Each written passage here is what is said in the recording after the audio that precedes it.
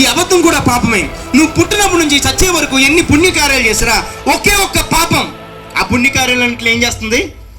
పాడు చేస్తుంది. ఏ విధంగా 10 గుడ్డుల్లో 9 గుడ్లు మంచిగా ఉన్నా ఒక గుడ్డు మిగిలిన 9 గుడ్లు పాడు చేసినట్లుగా నువ్వు ఎన్ని పుణ్యాలు చేసినా, ఎన్ని మంచి పనులు చేసినా, ఎంత మంచిగా ఉన్నా ఒకే ఒక్క పాడైపోయిన గుడ్డు ఆ 9 గుడ్లు పాడు చేసినట్లుగా నీ ఒకే ఒక్క పాపం నీ పుణ్యాలన్నింటినీ పాడు చేసి దేవుడి దగ్గర నిన్ను మోక్షం చేర్చకుండా ఆపుతుంది.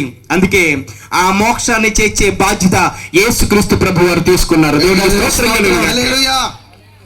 ఆ మోక్షాన్ని చేర్చే బాధ్యత యేసు తీసుకుని అంటున్నాడు, నేనే మోక్షాన్ని, నేనే మోక్షాన్ని, నేనే మోక్షాన్ని, నేనే సత్యాన్ని, నేనే వెలుగును అంటున్న దేవుడు ఈరోజు నీ పట్ల ఏం చేయబోతున్నాడు చూద్దాం. మత్తయి సువార్త 14వ అధ్యాయము, మత్తయి సువార్త 14వ అధ్యాయం 24వ వచనము. ఈరోజు ప్రభు, ఈ మోక్షం ఇచ్చే ప్రభు అప్పటికి ఆ దోణి దరికి దూరముగా నుండగా, అప్పటికి ఆ దోణి దరికి దూరముగా నుండగా గాలి ఎదురైనందున అలల వలన కొట్టబడుచుండెను, అలల వలన కొట్టబడుచుండెను. రాత్రి 4వ జామున. ఇక్కడ కొంతమంది ఓడలో ప్రయాణం చేస్తున్నారు. ఎందులో ప్రయాణం చేస్తున్నారు? ఓడలో ప్రయాణం చేస్తున్నారు. ఓడలో ప్రయాణం చేస్తుంటే ఆ ఓడని సముద్రపు అలలు కొడుతున్నాయంట. ఏం కొడుతున్నాయి చెప్పాలి ప్రతి మాట కూడా. ఏం కొడుతున్నాయి? ఏ అలలు కొడుతున్నాయి? సముద్రపు అలలు కొడుతున్నాయి. నేను చెప్పాను యేసు ఎవరు అని. అయితే యేసు ఎవరో తెలుసుకున్నా నువ్వు. యేసు నీ వద్దకు వచ్చి ఏం చేయబోతున్నాడో కూడా తెలియాలి నీకు ఈరోజు. యేసు నీ వద్దకు వచ్చి ఏం చేయబోతున్నాడో నీకు తెలియాలి ఈ రాత్రి. సముద్రపు అలల చేత ఆ పడవ కొట్టబడుతుంటే ఆ పడవలో ఉన్న వాళ్ళందరూ కూడా భయందోళనతో అమ్మో బాబుగా అంటున్నారు. అలా అంటుంటే అప్పుడు వచ్చాడు ద రియల్ హీరో. చూద్దాం ప్రియబిడ్డలారా, అదే అధ్యాయము 14వ అధ్యాయము 26వ వచనం నుంచి చదువుతాం.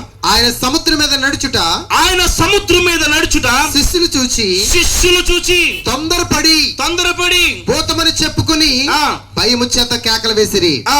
వెంటనే యేసు ధైర్యము తెచ్చుకుని నేనే భయపడుకుడని వారితో చెప్పగా ఇక్కడ ఆగుదాం. ఇప్పుడు పడవలో ఉండి భయపడుతున్న ప్రజలారా, భయపడుకుడి, ఇదిగో నేను ఉన్నాను, ధైర్యముగా ఉండండి. ఈరోజు యేసుక్రీస్తు ప్రభు వారు నీ దగ్గరకు వచ్చి ఏం చేయబోతున్నాడు చెప్తున్నాను ఈ రాత్రి. ఏ సముద్రపు అలలైతే పడవను కొట్టాయో, ఏ సముద్రపు అలలైతే పడవను భయాందోళన తీసుకెళ్ళాయో, అదే సముద్రపు అలలు తక్కువ యేసయ్య.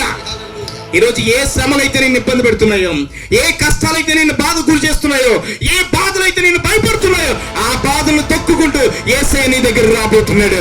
నీ బ్రతుకును మార్చడానికి, నీకు ధైర్యాన్ని నింపడానికి, నేను ఉన్నానని అభివృద్ధికి యేసయ్య నీ వద్దకు రాబోతున్నాడు. ఎందుకంటే ఆయన సత్యమైన దేవుడు, ఆయన వెలుగైన దేవుడు, ఆయన మోక్షాన్ని ఇచ్చే దేవుడు. ఈ 3 లక్షణాలు కలిగిన ప్రభు నీ వద్దకు రాబోతున్నాడు. ఏం చేయడానికి? నీకున్న ప్రతి సమస్య నుండి, నీకున్న ప్రతి ఇబ్బందుల నుండి, ఏదైతే నిన్ను బాధ పెడుతున్నాయో, ఏదైతే నిన్ను ఇబ్బంది పెడుతున్నాయో, ఆ ఇబ్బందులు సైతము తన కాళ్ళతో చెదగదొక్కుతూ నీ వద్దకు రాబోతున్నాడు. నీ కుటుంబంలోకి రాబోతున్నాడు, నీ వ్యాపారంలోకి రాబోతున్నాడు, నీ ఉద్యోగంలోకి రాబోతున్నాడు, నీ చదువులోకి రాబోతున్నాడు, నీ జీవితంలోకి రాబోతున్నాడు. నీకు ధైర్యం నింపడానికి. నేనున్నాను, భయపడకు. ఈరోజు ఎవరు చెప్పగలరు నేనున్నానని ధైర్యం చెప్పేవాళ్ళు? 5 సంవత్సరాల క్రితం ఒక ఆయన చెప్పాడు, నేనున్నాను, నేను విన్నాను అని. ఈరోజు ఆయన లేడు. చాలా మంది మాట ఇచ్చి తప్పిపోయే వాళ్ళు చాలా మంది ఉన్నారు. కానీ ఈయన మాట ఇచ్చి తప్పడానికి నరుడు కాదు. ఈయన సత్యమైన దేవుడు, ఈయన వెలుగైన దేవుడు, ఈయన మోక్షాన్నిచ్చే మోక్ష ప్రదాత.